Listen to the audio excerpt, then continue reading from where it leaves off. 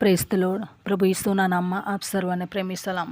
પ્રભુના વચનોમાંથી શીખવા માગીએ છીએ. કોરિન્થીયોને પહેલો પત્ર તેનો 2 અધ્યાય 9મી કલમ.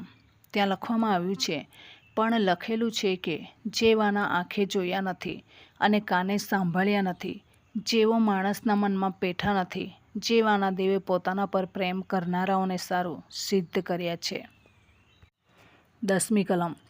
તે તો દેવે આત્માથી આપણને પ્રગટ કર્યા છે, કેમ કે આત્મા સર્વને, હા, દેવના ઊંડા વિચારોને પણ શોધે છે. જે વ્યક્તિ પ્રભુ પર પ્રેમ રાખે છે એ વ્યક્તિના માટે પ્રભુએ એવા વાના સિદ્ધ કરી રાખ્યા છે. પરંતુ એ વ્યક્તિના જીવનમાં ખાલી પ્રભુ પર પ્રેમ રાખવો, આગળ વધવાનું છે. લોભ લાલચ એ વ્યક્તિના જીવનમાં નથી. કપટ એના જીવનમાં નથી. કપટથી પડાવી લેવાનું, ષડયંત્ર રચવાનું, આ બધું એના જીવનમાં નથી. એ વ્યક્તિ શું કરે છે કે પ્રભુ પર પ્રેમ રાખે છે અને પ્રભુના માર્ગોમાં ચાલે છે.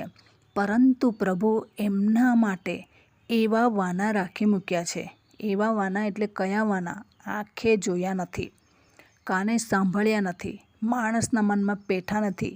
એ કદી એવું વિચારતું નથી કે આ મને મળી જશે, પેલી હવેલી મને મળી જશે, પેલું મને મળી જશે. એવા વિચાર, કલ્પના કે નજર પણ કરતું નથી.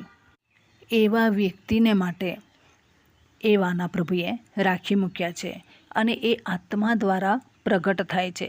પણ ઘણા બધા વ્યક્તિઓ શું કરે છે? પ્રભુના ઊંડા વિચારોને શોધતા નથી. એ લોકો પેલી પ્રોપર્ટી પાછળ પડી ગયેલા હોય છે, દુનિયાવી વાનાને પાછળ પડી ગયેલા હોય, દુનિયાના સન્માનની પાછળ પડી ગયેલા હોય છે અને પ્રભુ પર પ્રેમ રાખવાને બદલે જે નાશવંત વાના છે એના તરફ જાય છે. આજે દુનિયામાં જોઈએ છે તો ઘણા બધા લોકો એવી વસ્તુઓની પૂજા કરતા હોય કે હકીકતમાં એ વસ્તુ બનાવનારને શરમ લાગે છે. એ વસ્તુને શરમ લાગે છે કે ભાઈ, અમે તો કોઈકના હાથ નીચે છે. સૂર્યની પૂજા કરવામાં આવે છે.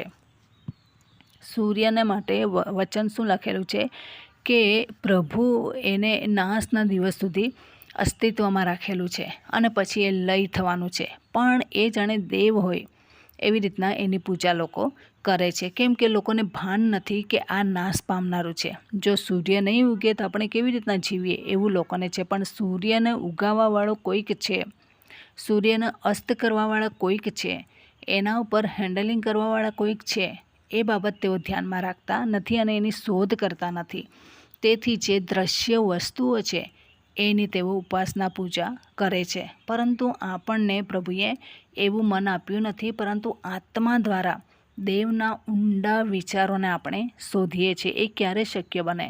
એ ક્યારે બને? જ્યારે ઈશ્વર પર પ્રેમ રાખીએ છીએ ત્યારે, આત્મિક ચીજો ઉપર પ્રેમ રાખીએ છીએ ત્યારે.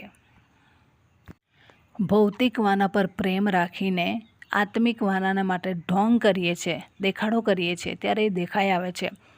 અંતરાત્મામાંથી જે શબ્દ નીકળે છે એ શબ્દ આપણા જીવનમાં આત્મિકતા કેટલી છે તે બતાવી દે છે. મોઢા પરથી બી ખબર પડી જાય છે કે આ લોકોના જીવનમાં આત્મિકતા કેટલી છે. તો આપણે પ્રભુએ આપણા માટે, આપણું કામ શું છે? આપણું કામ પ્રભુને પ્રેમ કરવાનો છે, પ્રભુના નિયમમાં ચાલવાનું છે. અને પ્રભુનું કામ શું છે? પ્રભુનું કામ આંખે જોયા નથી, વિચાર્યું નથી કે આ વાના મને મળશે, આ વસ્તુ મને પ્રાપ્ત થશે, પરંતુ પ્રભુ આપણને આપે છે. કેમ? આપણું ધ્યાન એ પ્રભુના વાનાઓમાં છે, આત્મિક વાનાઓમાં, આત્મિક ખજાનામાં છે અને એમાં આપણે પરોવાયેલા છે. પેલી બાજુ ધ્યાન પણ નથી જતું, પરંતુ પ્રભુ આપણા માટે એ વાના રાખી મૂકે છે જે આપણને જરૂરિયાતના હોય છે. ઇસરાયેલ લોકોનું મિસરમાંથી મુસાફરી કરીને કનાન દેશમાં પહોંચવાનું કામ હતું. રસ્તામાં થોડીક પ્રોબ્લેમ આવે તો સહન કરવાનું હતું, પરંતુ એ લોકોએ સહન કર્યા નહીં. પ્રભુએ એમના માટે શું રાખી મૂક્યા હતા? ઘરો બાંધેલા હતા તે રાખી મૂકેલા હતા.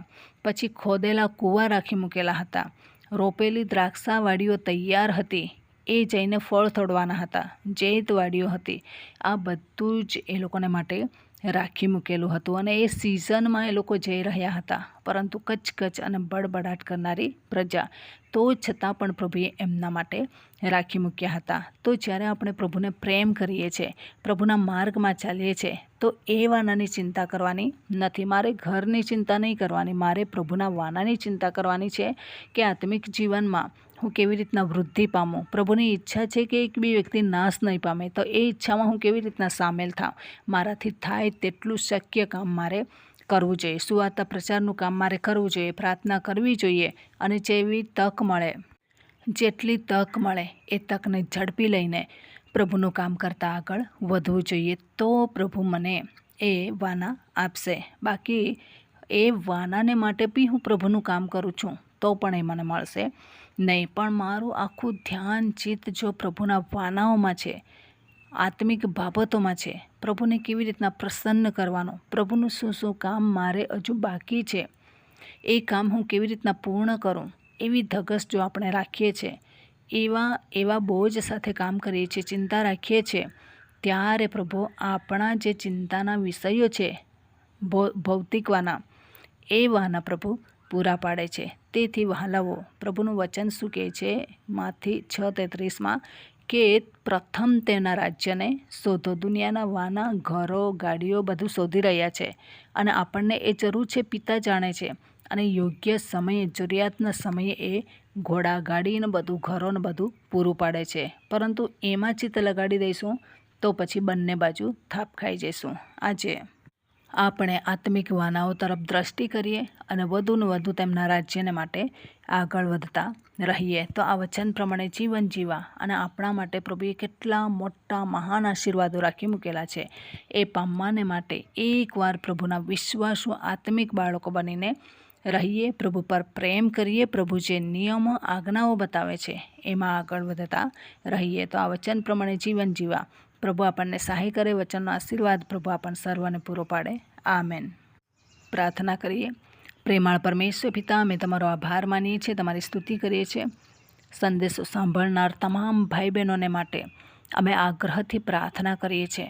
એમના જીવનમાં શાંતિ નહીં હોય, તમારી દિવ્ય શાંતિ એમના જીવનમાં રિલીઝ કરો, અને પ્રભુ તમે એમને શાંતિમય લાઈફ આપો એવી કૃપા અમે માગીએ છીએ. ઘરના પ્રશ્નો, કૌટુંબિક પ્રશ્ન, વ્યક્તિગત પ્રશ્ન, સામાજિક પ્રશ્ન, આર્થિક પ્રશ્ન, નાણાકીય તંગીઓ, અને પ્રભુ એ બધા પ્રશ્નોમાંથી તમે એમને બહાર કાઢો. દિવ્ય શાંતિથી તમે એમને ભરો, અને તમારી કૃપા, તમારી દયા એમના પર રાખો. વધુને વધુ તમારા મહિમાને માટે તેઓ ઉપયોગી બનતા રહે એવી કૃપા અમે કરીએ છીએ. તમારા પરાક્રમી અને સામર્થ્યવાન હાથોની અંદર આ દરેક બાબતોને સોંપી દેતા આ પ્રાર્થના પ્રભુ ઈસુના મૂલ્યવાન નામની અંદર માગીએ છીએ. માટે સાંભળો, સ્વીકારો, માન્ય કરો.